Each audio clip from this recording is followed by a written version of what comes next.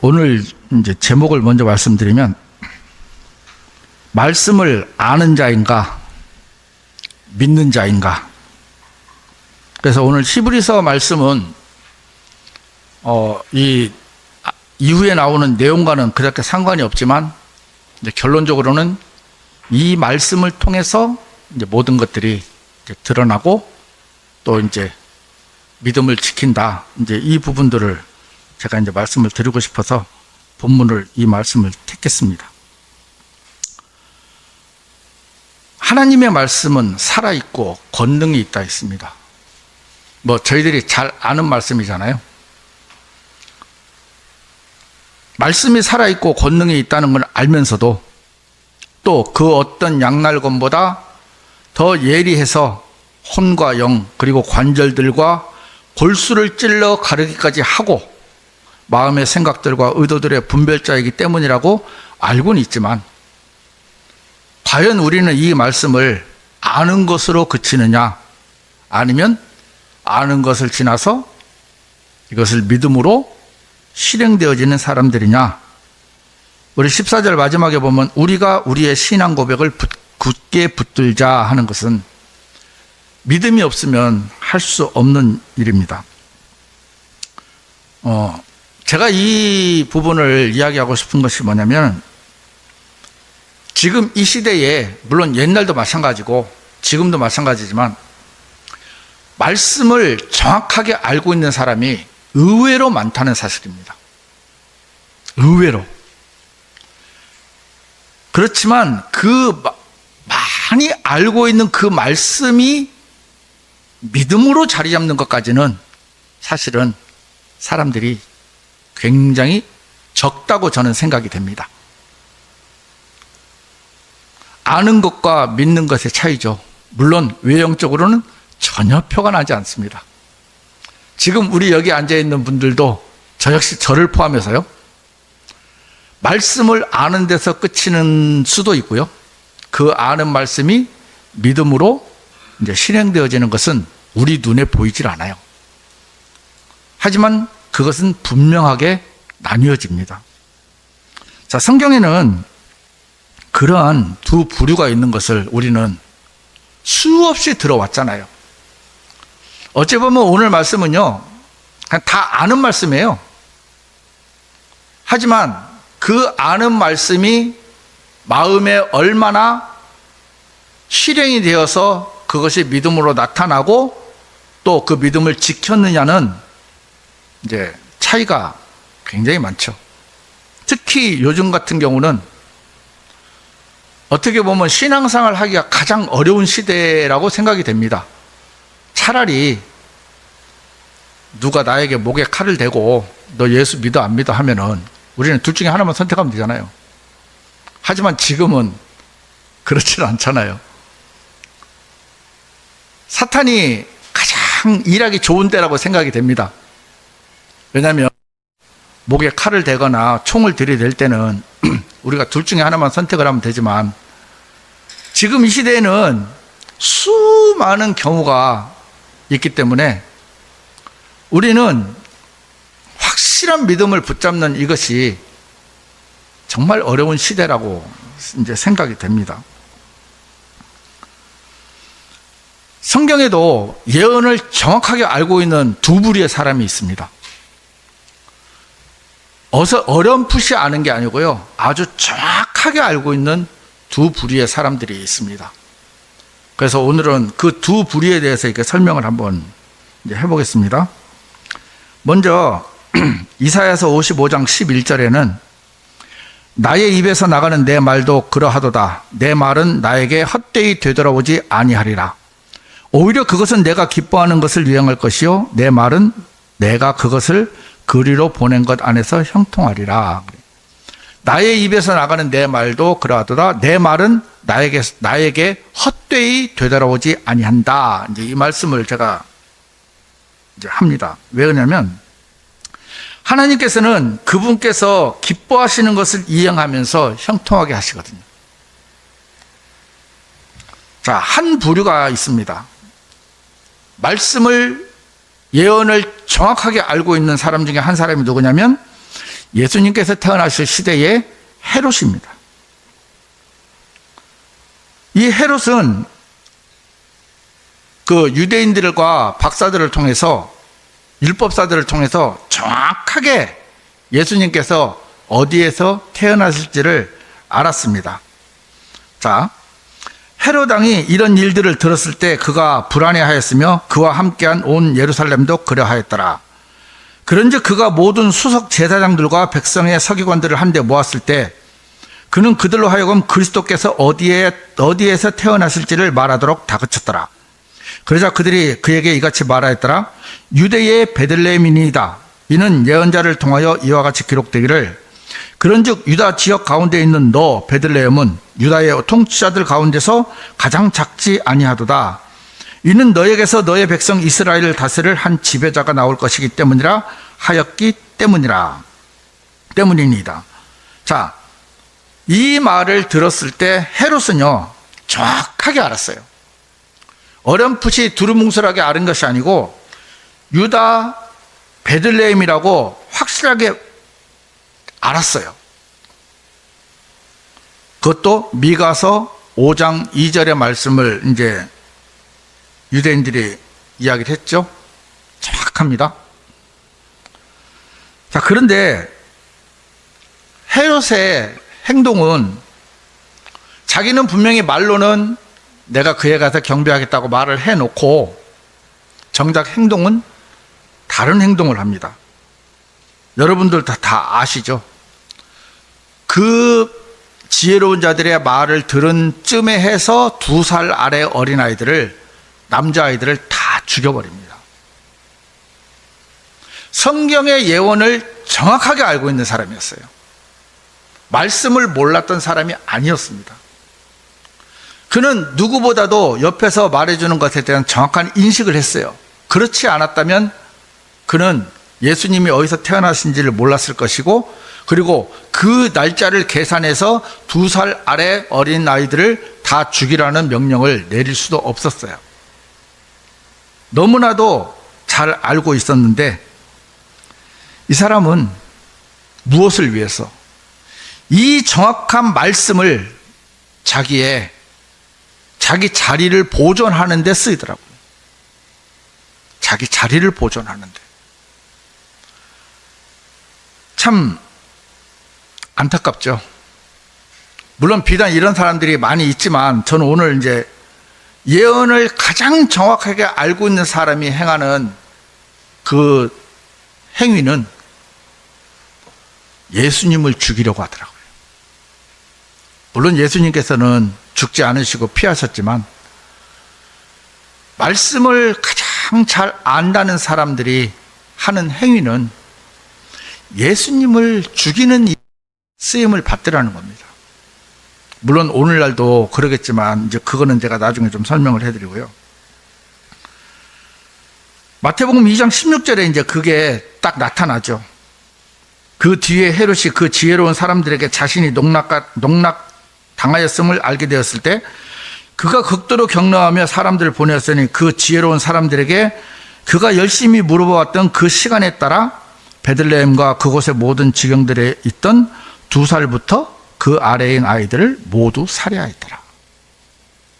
이게 성경에서 말씀하시는 예언을 가장 정확하게 알고 성경을 가장 정확하게 알고 있는 사람 중에 한 부류가 행할 수 있는 행위다라고 성경은 기록을 해 놓았습니다. 제가 이런 사람들이 여러 예가 있지만 오늘은 이제 이분들을 말고 제가 하고 싶은 이야기는 반대로 성경의 예언을 정확하게 알고 성경의 말씀을 그대로 믿은 사람들을 오늘 몇 분들을 소개를 좀 해드리려고 합니다. 아마 여러분들도 다 잘 아시는 분들일지 모릅니다. 그 중에 한 분은 그 누가복음 2장 25절에서 30절까지 나오는 시므온이라는 분입니다. 아시죠? 누가복음 2장 25절에서 30절을 보면 제가 그냥 쭉 읽어보겠습니다. 이분을 설명하는 것보다 이게 더 나을 것 같아서요. 그리고 보라, 이름이 시므온인 남자가 예루살렘에 있었더라. 그리고 바로 그 남자는 정의롭고 독실하여 이스라엘의 위안을 기다리고 있었으며 성령님께서 그 위에 계셨더라. 또한 그가 주의 그리스도를 보기 전에는 그가 죽음을 보지 아니하리라는 것이 성령님을 통하여 그에게 계시되었더라. 그런즉 그가 성령에 의하여 성전으로 들어왔더라. 그리고 그 양친이 아이를 위한 율법의 관례에 따라 행하려고 그 아이 예수님을 데리고 오자 그때 그가 아이를 자신의 두 팔로 들어 올리고 하나님을 찬양하며 이같이 말하였더라. 주여, 이제 당신의 말씀대로 당신의 종이 평안 가운데 떠나도록 친히 허락하여 주소서. 이는 내 두 눈이 당신의 구원을 보았기 때문입니다. 자, 근데 이때가 참 유대는 영적 암흑기였거든요.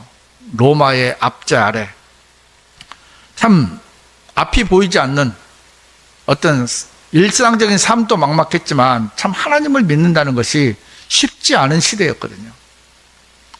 그때 하나님께서 분명히 이분에게 약속을 하셨어요. 네가 죽기 전에 메시아를 볼 것이다. 그래 말씀을 하셨는데 이분이 그 말씀을 끝까지 믿었어요. 만약에 믿지 않았다면 이분은 아마 그 자리에서 떠났을지도 모릅니다. 아기 예수님을 만난 것이 뭐가 그렇게 대단한 거냐고 생각할지 모르겠지만 우리가 여기서 관심을 가져야 될 게 뭐냐면 그 말씀을 그대로 믿었다는 거예요. 지금 이 시대에는 이 말씀을 그대로 믿는 사람들이 참 적습니다. 할 수만 있으면 나아만이 엘리사벳 나갔을 때처럼 내 생각에는 성경 말씀이 이렇다면 이렇다고 믿으면 되는데 나하고 안 맞으면 변개를 시켜요. 성경 변개가 이루어지는 가장 큰 이유가 이 말씀이 그대로 나에게 오면 내가 견디질 못한다는 거예요. 그래서 제가 이걸 생각하다가 표현한 게 뭐냐면은 이 성경이 예를 들어서 삼성전자의 그 회사 사측이라고 한번 생각을 해볼게요. 회사 사측. 그러면 제가 삼성전자에 입사를 했습니다. 그러면서 이걸 줬어요. 그러면 저는 이 매뉴얼대로 회사 생활을 해야 됩니까? 안 해야 됩니까? 분명히 해야 되죠. 그런데 내가 볼 때 안 맞아. 그래서 나는 뭘 찾냐면 LG에 가서 LG 매뉴얼을 가져왔어요. 이거는 내가 맞아. 그래서 나는 이 매뉴얼대로 살고 싶은 거예요. 회사 생활을 하고 싶은 거예요. 맞습니까? 안 맞습니까? 우리가 말씀을 그대로 믿는다는 것은 이런 거예요. 내가 삼성전자에 들어갔으면 삼성전자 회사에서 요구하는 매뉴얼이 있어요. 몇 시에 출근하고 일은 어떻게 하고 부서에 가면 그 부서에 관한 것이 쭉 기록이 돼 있어요. 그런데 내가 보니까 마음에 안 들어. 나 같으면 이렇게 했으면 좋겠는데. 우리 회사 저부터 그러니까요. 회사 이렇게 하면 될 건데 왜 이렇게 하지? 거의 대부분의 사람들이 그러잖아요. 아니에요. 회사 생활을 잘하려면 그냥 이 회사 매뉴얼을 따르면 돼요. 근데 이게 마음에 안 든다고 LG에 가가지고 LG 회사 매뉴얼을 가져와서 나는 이거대로 하랍니다 하는 거하고 똑같은 거예요. 이해되세요? 하나님께서 킹제임스 성경을 최종 권위로 두셨어요. 그러면 그것을 인정하면은 그대로 받아들이면 되는데 이거 아닌데? 이거는 이런 것 같은데? 하고 바꿔버린다는 거죠. 시므온이라는 분은 그냥 네가 죽기 전에 주의 그리스도를 볼 거다. 그러면 그대로 받아들이고 믿고 기다린 거예요. 다른 사람들을 볼 때는 어떻습니까? 꼭 바보 같죠? 좀 나쁜 말로 말하면 등신 같고. 지금 이 시대에 지금 로마 압제에 있는데 메시아가 오겠냐? 주위에 비웃음도 많았을 것 같아요. 꼭 그렇게 해야 돼? 꼭 그렇게 해야만 해? 시므온은 주의 말이 아마 수천 마디만 들렸겠습니까? 그것도 1년, 2년, 3년, 4년. 이게 몇 년 전에 약속이 왔는지 모르잖아요. 10년 전에 왔을지 20년 전에 왔을지 모르잖아요. 근데 시므온은 그냥 기다렸어요. 내가 죽기 전에 반드시 주의 그리스도를 볼 것이다. 이 믿음 하나. 여러분, 우리에게 주어지는 이 말씀은요, 물론 여러분들이 판단하기 나름이겠지만,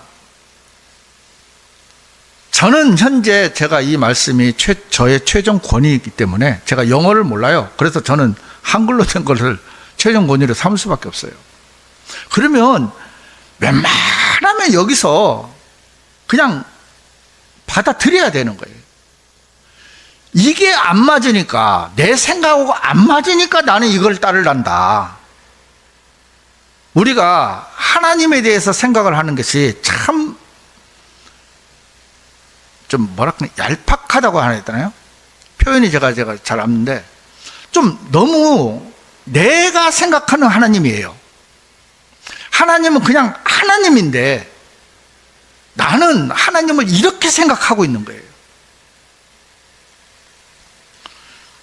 정말 단순한 것 같지만 저는 시므온이라는 분은 어마어마한 믿음을 소유한 분이라고 생각이 됩니다. 있는 그대로 받아들이는 것이 참 쉽지가 않지만 있는 그대로 받아들이고 1년이 됐는지 10년이 됐는지 20년이 됐는지는 모르겠지만 그 말씀 하나만 믿고 기다린 거예요. 하나님은 그러한 분에게 예수님을 보여드리더라고요. 또 다른 분은 스데반입니다. 우리 첫 순교자죠. 사도행전 7장 51절에서 60절까지 이건 좀 긴데요. 우리 내용은 다 알고 있습니다. 자, 이때는요, 스데반이 집사인데 이제 말씀도 선포를 했어요. 그런데 일반 그 바리새파나 사두개파 사람들은 아마 지금으로 표현하면 일반 교회 목사님들 같은 경우 사람들에게 듣기 좋은 말로, 그렇죠? 거스르지 않고 그렇게 이제 했는데 스데반은 말씀하기 시작하니까 가장 먼저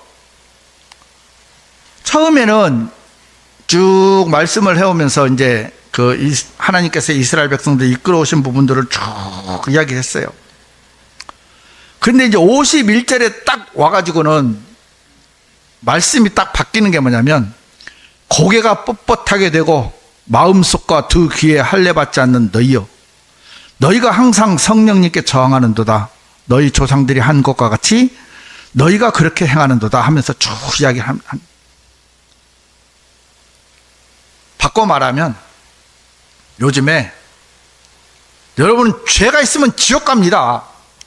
그 죄를 해결하지 않으면 여러분들은 영원한 불호수에서 영원한 고통을 당합니다 하고 선포를 하는 것과 마찬가지거든요.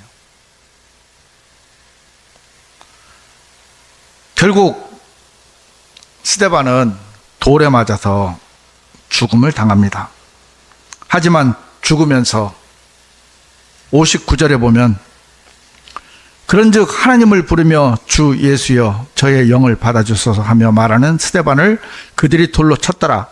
이에 그가 무릎을 꿇고 큰 목소리로 외쳤으니 주여 이 죄를 그들의 책임으로 돌리지 마옵소서 하였더라. 그러자 그가 이렇게 말한 후에 그는 잠들었더라. 자, 이유가 뭐죠? 우리가 다 아는 예수님께서 하늘문이 열리고 그 하늘에 계신 인자를 스데반은 봤거든요. 그 예수님을 인자를 본 스데반은요, 거기서 더 이상 망설일 수가 없었어요. 우리는 오늘날 분명한 말씀을 가지고, 분명한 복음을 가지고, 분명한 믿음을 가지고 있습니다.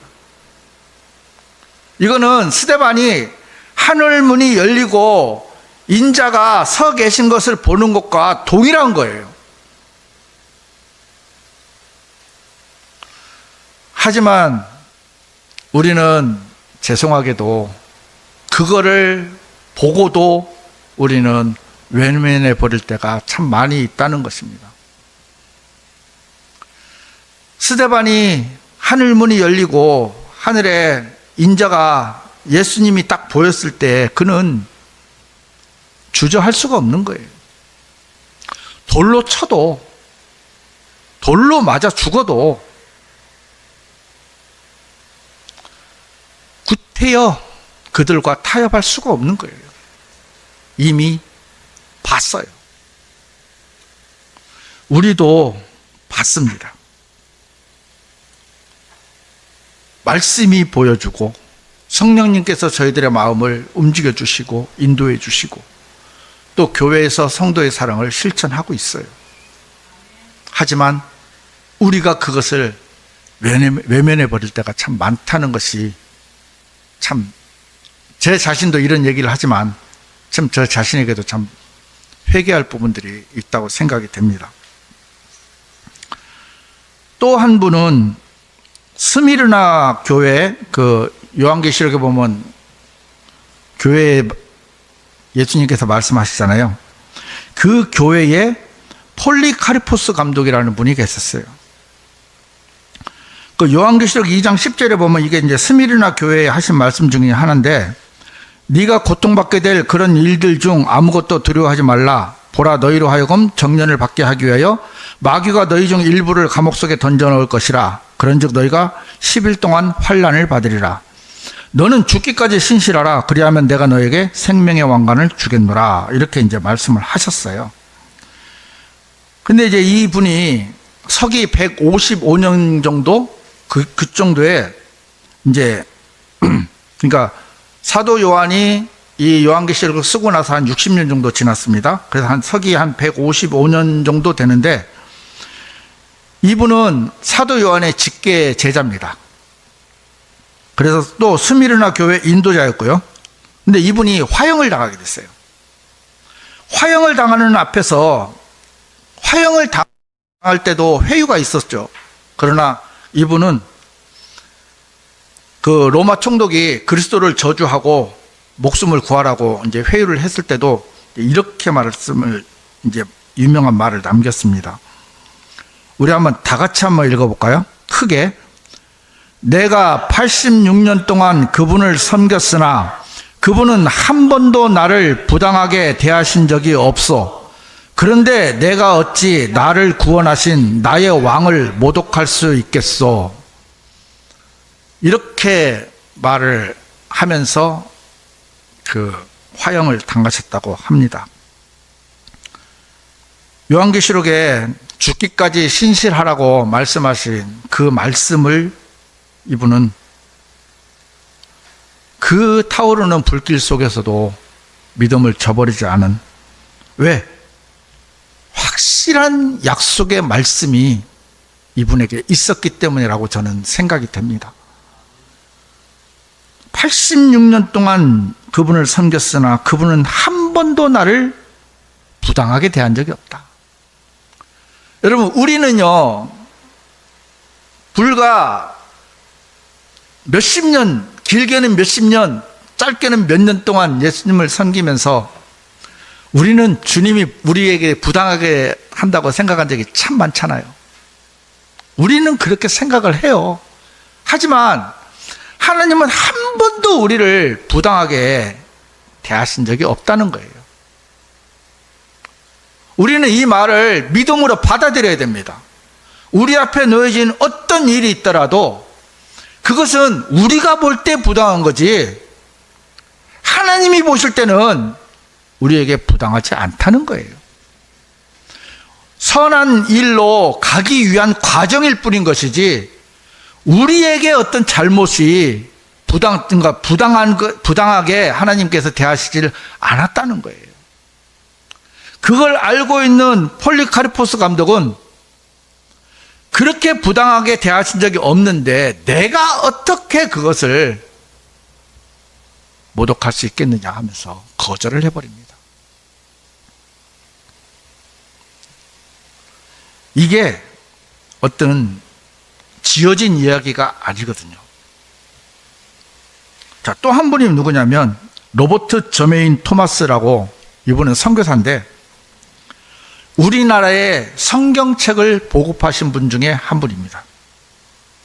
1866년 조선 땅에 하나님께서 하나님의 말씀을, 성경을 보급했으면 좋겠다는 그 마음을 가지고 이제 대동강에 들어왔어요. 근데 이 청년이 타고 온 배가 이제 상선인데, 그 당시 조선은 저희들도 공부를 해서 아시겠지만 쇄국 정책을 펴고 있어가지고 외국 문물을 받아들이지 않았어요.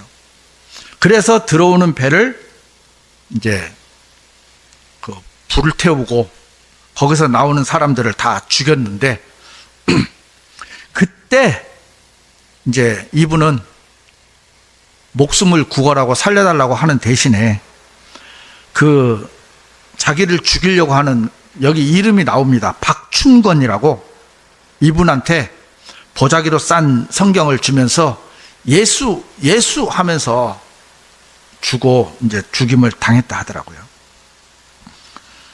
이게 이제 저는 이제 어떤 누가 후대에 이제 미담으로 남겨졌겠니 하고 이제 했는데, 1934년 조선 예수교 장로회 그 역사책에 보니까 이게 이제 기록이 이렇게 돼 있다 하더라고요. 박춘권이라는 이름이 이제 기록이 돼 있고, 또 이제 그때에 그 박춘권이라는 분은 그 성경을 읽고 회개해가지고 그 이제 북쪽의 안주교회에서 이제 영수, 오늘날로 말하면 장로가 되었다 하거든요. 또 이제 그 성경을 찢어가지고 벽지로 이제 바른 사람들이 있었대요. 그 바른 한 명이 누구냐면, 두 명이냐면 박영식과 최치량, 이 두 사람은 평양 최초 교회 널다리골 교회에 이제 교회를 세우는데 이제 담당을 했다 하더라고요. 그러니까 아까 읽었던 말씀 중에 한 말씀이 그 우리 이사야서 55장 아까 읽었잖아요. 나의 입에서 나가는 내 말도 그러하도다. 내 말은 나에게 헛되이 되돌아오지 아니하리라. 자, 그분은 누구에게 전도 한번 못 해보고, 그죠? 그 조선 땅을 밟자마자 죽임을 당했는데, 그분이 전해진 성경책이 어떤 분은 그것을 읽고 회개해서 장로가 되고, 어떤 분들은 그 성경을 찢어가지고 벽지로 이제 발랐는데, 나중에 그 성경을 보고 이제 구원을 받아서 교회를 세웠다고 하는, 어떻게 보면 피로, 그죠? 선교사의 피로 뿌린 그 성경이 하나님의 말씀을 이루는데, 또 우리나라에 물론 꼭 그분만이 아니겠지만 여러 각도로 들어온 중에 한 분이지만, 그분으로 인해서 또 평양 쪽에 복음이 이렇게 뿌려질 수 있었고 성경이 보급될 수 있었다는 것이죠. 그분이 우리가 볼 때는 참 무모한 죽음이잖아요. 사람들이 볼 때는 좀 나쁜 말로 말하면 개죽음인데, 하나님은 그런 죽음을 통해서도 일을 하시더라고요. 또 이제 마지막으로 소개해드릴 분이 누구냐면 리처드 범블란트, 우리가 잘 아실 겁니다. 루마니아 그 목사님이신데, 이분은 1948년 2월 29일 날 공산정권 비밀경찰에 의해서 납치돼 갖고 14년간 이제 감옥 생활을 했어요. 그 중에 8년 동안은 독방, 빛도 없고 창문도 없고 아무것도 없고 소리조차도 차단됐다 하더라고요. 어느 정도였냐면 신발에다 고무를 붙였대요, 간수들이. 그래서 소리조차도 나지 않는 완벽한 감옥에 있으면서 확성기를 틀어놨대요. 기독교는 죽었다. 아무도 이제 예수를 믿지 않는다. 포기해라. 우리가 말하는 이제 가스라이팅이죠. 계속 틀어줬대요. 계속. 정말 웬만한 사람은 반 미쳐서 죽을 것 같았는데, 이분이 그 속에서 무엇을 했냐면 말씀 암송을 했다 하더라고요. 그러니까 계속 확성기를 통해서 말은 들리고, 그리고 너를 위해서 이제 너를 구원할 사람은 없다, 막 오만 소리를 다 안 했겠습니까?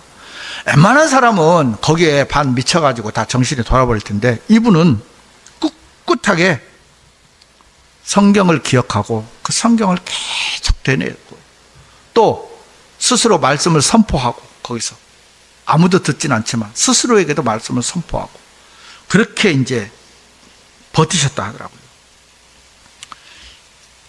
그리고 아무도 면회 못 오게 했다 하더라고요.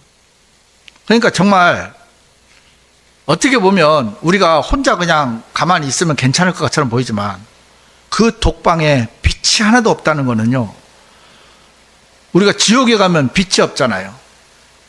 그 어두컴컴한 시커먼 불, 그 속에서 이제 영원히 살아야 되는 것처럼 이분은 8년 동안 그곳에서 그렇게 버티는데, 참 너무나도 이렇게 우리가 생각하는 상상 초월의 믿음이라 해야 됩니까? 그러니까 말씀 외에는 이분은 받아들이질 않았던 거죠. 우리가 디모데후서 3장 12절을 보면, 그리스도 예수 안에서 경건하게 살고자 하는 모든 자들은 박해를 받으리라. 여기 보면 그런즉 진정 그리스도 안에서 경건하게 살고자 하는 일부분이 아니고요, 대부분이 아니고 모든 자들은 어떻게 한다고요? 박해를. 이게 성경적 진리입니다.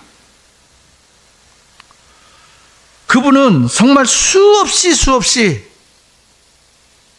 압박을 통해서, 또 방송을 통해서, 간수들을 통해서 더 이상 하나님이 나를 구해주지 않을 것처럼, 이제 하나님 나를 버린 것처럼, 기독교는 죽었고 나를 통한 구원자는 아무도 없고 모든 것이 끝났다고 믿을 때 그는 말씀을 기억하더라고요. 로마서 5장 3절 4절에 보면, 그런즉 우리는 그렇게 할 뿐 아니라 환난들도 기뻐하나니 환난은 인내를 이루고 인내는 경험을 이루며 경험은 소망을 이루는 줄 알기 때문이라. 우리가 환난을 기뻐하는 사람이 어디 있습니까? 여기 계신 분들 중에 환난이 오면 좋아하겠습니까? 저부터도 조금만 어려우면 환난만 와도 대번에 하나님 도대체 왜 이러십니까 하고 이제 땡깡 부르는데, 사도 바울의 고백은, 리차드 범블란트 목사님 고백은 그 환난을 기뻐한다 하더라고요. 왜? 그 환난은 인내를 이루고, 인내는 경험을 이루며 그 경험은 소망을 이루는. 이 소망이 뭡니까? 우리 주 예수 그리스도를 기다리는 거 아닙니까?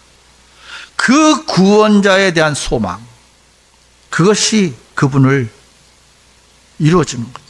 버틸 수 있는 버팀목이 되는 거죠. 14년간 수감 생활을 통과한 후에 1964년에 극적으로 석방이 됩니다. 그러면서 그는 공산주의자들의 일명 뇌세척이라 하거든요. 이분이 표현한 거는 뇌세척을 이겨낸 증언을 이렇게 이제 이야기를 합니다. 이것도 우리 다 같이 한번 읽어보겠습니다.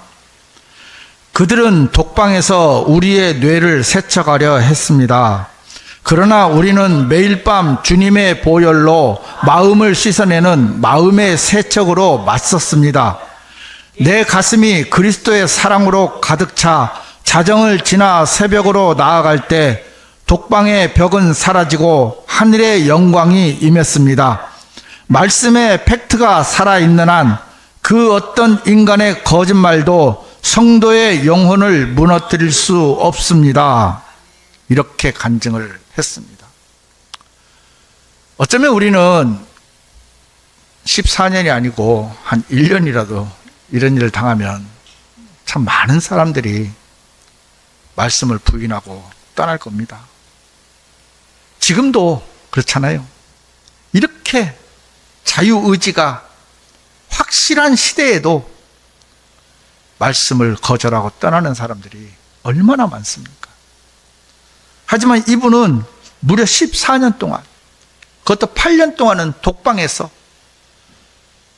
정말 얼마나 지독합니까? 신발에 고무를 붙여갖고 신발 소리조차도 내지 않는, 여러분 상상이나 해보셨습니까? 우리가 지금 방 안에 불 끄고 가만히 있어도요, 웬만한 소리 들리죠. 하지만 그 어떤 소리도 들리지 않는 고독. 그 속에서 이분은 오직 하나님의 말씀으로만 이겨냈거든요. 그러면서 마지막에 뭐라고 되어 있습니까?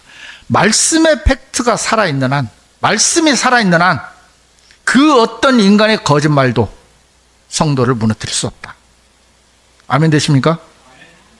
그래서 우리는 더더욱 이 말씀을 붙잡고 의지하고 인도받아야 되는 이유인 것입니다. 누가 봐도 신앙생활을 하기 힘든 시대입니다. 누가 봐도 세상에 즐길 거리 차고 넘칩니다.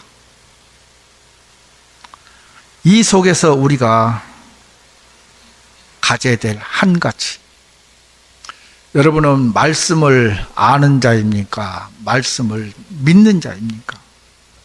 우리는 이 선택에서 몸을 결정을 해야 됩니다. 단지 성경 지식만을 위해서 교회를 온다면 안 오셔도 됩니다. 유튜브는 그 지식이 차고 넘칩니다. 교회는 성도의 사랑을 완성시키는 곳입니다. 나 혼자서는 할 수 없는 그것, 나 혼자 신앙생활을 할 때 이룰 수 없는 것, 맛볼 수 없는 것, 해낼 수 없는 것이 이 지역교회 안에서 성도의 사랑을 완성시키고 또 복음을 선포하는 일입니다. 많은 분들이 이 성경에 대해서 예언을 하고 설교를 하고 가르칩니다. 헤롯이나 바리새파나 사두개파 사람들처럼 무엇을 위해서? 내 유익을 위해서, 내 자리를 보존하기 위해서, 돈을 위해서, 권력을 위해서, 그것을 위해서 말씀을 이용하는 사람들. 대표적인 예가 헤롯이죠. 가장 정확하게 예수님은 태어난 것을 알았는데 그는 그 말씀을 이용해서 예수님을 죽이려 하더라고요. 다니엘의 세 친구가 용광로 앞에 섰습니다. 지금이라도 절하고 금신상에 절하면 내가 살려줄게 하니까 다니엘의 세 친구는 과감하게 이야기하죠. 그리 아니하실지라도 나는 절 안 해. 근데 하나님이 살려줄 거야. 근데 안 살려줘도 내가 너한테 절 안 해.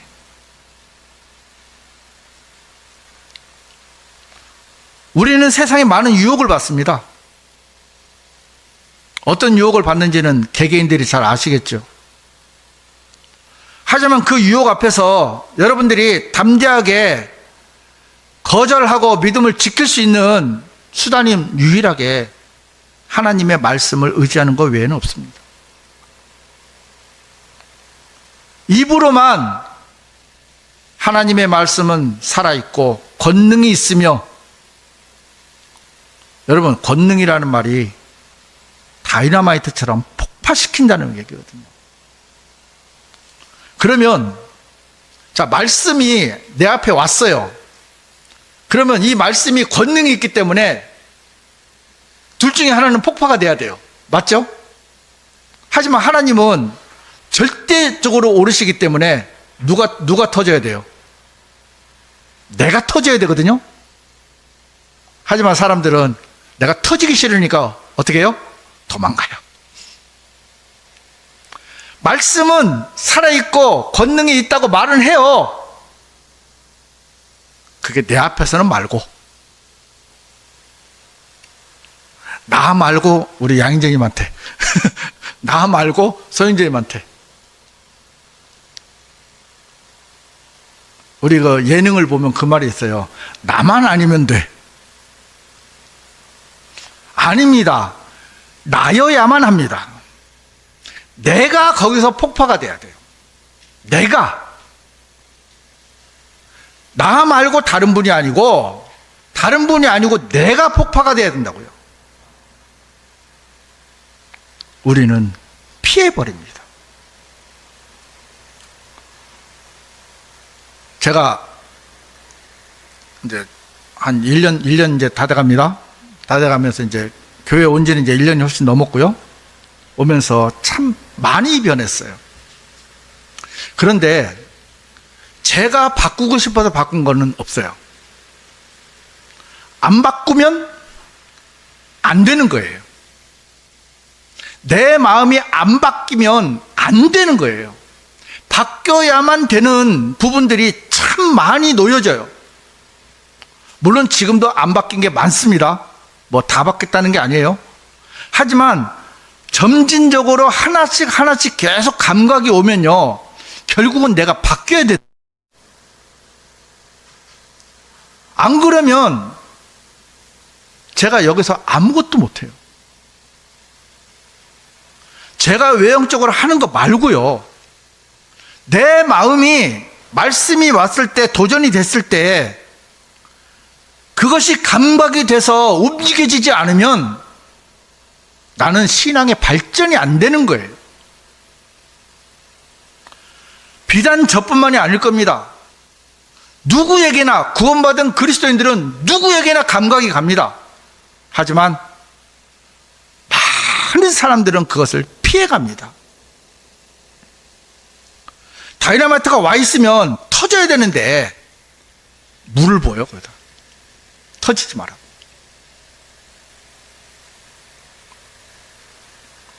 그게 지금 오늘날 이 현 시대의 그리스도인들이라고 하는 사람들, 구원 안 받은 사람들은 말할 것도 없고, 구원을 받은 그리스도인들조차도 하나님에 대한 감각이 죽어버렸어요. 왜? 삼성전자 매뉴얼을 써야 되는데 나는 삼성전자에 일하고 있으면서 LG전자 매뉴얼이 좋다는 거예요.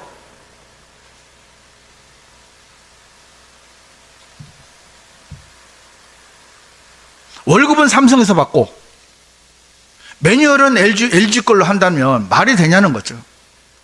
그걸 얘기하면 다 에이 말도 안 되지 하면서 말씀에 적용을 시키면 다 도망가 버려. 여러분, 세상에서 가장 무서운 게 뭐냐면 자기 합리화입니다. 가장 무서운 게 내가 이래서, 형편이 이래서, 이것만 해결되면, 이것만 하면, 이렇게만 하면, 이것만 바뀌면, 사람들은 계속 이 말씀을 거부할 만한 조건들을 계속 내세워요. 하지만 하나님은 농락당하지 않으신다 했습니다. 이거는 저 역시 마찬가지거든요. 하나님은 농락당하지 않으십니다. 참 무서운 분이십니다. 공포스러운 분이십니다. 이 하나님의 살아계신 말씀 앞에, 그 말씀이 우리 앞에 왔을 때 우리는 과연 어떤 행동을 취하고 있느냐. 여기서 질문을 합니다. 나는 말씀을 아는 자인가? 믿는 자인가? 우리가 이 부분에 대해서 확실하게 선을 좀 긋고, 오늘 본문 말씀처럼 말씀이 우리 앞에 왔을 때 과연 우리는 그 개혁 개정처럼 뭐 하나님의 말씀은 살아있고 운동력이 있어, 뭐 그냥 잠시 그러면 운동하는 사람들처럼 이런 것이 아니고, 하나님의 말씀은 권능이라 했습니다. 다이너마이트입니다. 폭파가 돼야 됩니다. 둘 중에 하나는 박살이 나야 된다는 거죠. 내가 박살이 나야 하나님은 비로소 내 안에 들어오신다는 겁니다. 구원받을 때도 마찬가지였고 일반 삶 속에서도 마찬가지입니다. 여러분들이 여러분들의 감각을 조금 더 날카롭게 세워놓으십시오. 그래서 제가 옛날에 한번 얘기했죠. 이 손끝 감각이 얼마나 예민한지 아십니까? 사람 손이 0.005mm까지 측정이 돼요. 제가 직접 해봤어요. 그래, 이런 육체적인 감각은 참 예민한데 왜 마음의 감각은 다 죽여놓느냐 말입니다. 나이하고 상관이 없습니다. 마음의 감각은 나이하고 상관이 없습니다. 하나님보다 나이 많습니까? 하나님께서 우리에게 마음을 주시고 감각을 주시면 반응을 하세요. 피하지 마시고. 그게 말씀을 믿는 자의 태도입니다.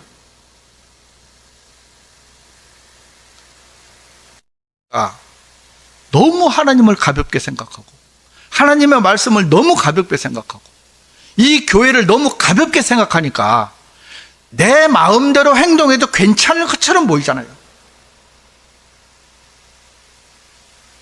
저도 혼자 있었으면 이거 몰랐어요. 저도 집에서 스크린 예배 드리면요, 이런 사실 전혀 몰랐어요.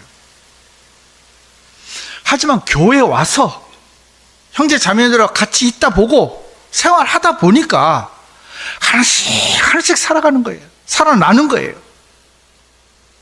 우리가 저 화분이 선거 사무실에 있을 때는 죽어가고 있었잖아요.